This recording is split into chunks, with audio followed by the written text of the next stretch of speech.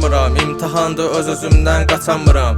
O isə səhifəsi bitmiş kitabımı açar durar. Hər şeyin öz vaxtı var, bugünsə gecdi daha. Qəlbimə kilid vurdum, istəsəm də açamıram. Xəyanətin tozu var, indi təmiz deyil rəflərim. Sənin adınla vərəq bitib, dolubdu saf dəftərim. Səni sevirəm dedim, nazlı yara çıxıb gedibdi.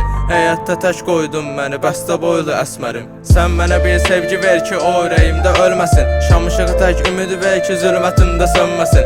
İndi mən də divanəyəm, halım pərişan oldu. Tək diləyim Allahdan bu pis günümü görməsin. Heç nə gəlibdir ürəyimi sən üçün əzib tapdamaq. Mənə qalacaq bircə sənin xəyallarını saxlamaq. Necə dedin ki, bundan sonra duyğularım yox mənim.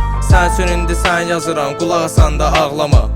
Yandırdın qəlbimi aman, ey qaşları kaman, məni dərdə salan ya.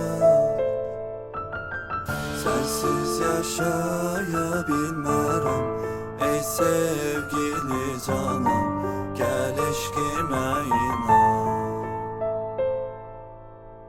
Yandırdın qəlbimi aman, ey qaşları kaman, məni dərdə salan ya.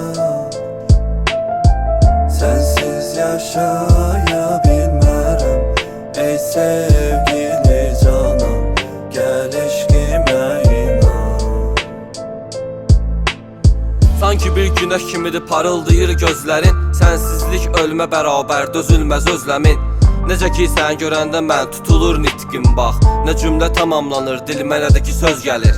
Sənin cismin mənim ürəyimdə bax qalır əsas. Sən ölüm əmri vermisən mənim üçün vaxtımı yaz. Mənim yeganə günahım bu həyatda sevgidir. Heç kim nəsə demədi, həyat məndən aldı qisas. Qəlbim yaralı mərhəmdir sənin bir baxışın. Yaşayan ölüyəm həyatda heç gətirmir naxışım. Ürəyim paramparça olub sənin əməlindən. Niyə zalimlik edirsən, budurmu davranışın? Yalanlan əssin üstümə, səninki külək deyil, dilək deyil, fikirləşmə bu filiqətdə gərək deyil.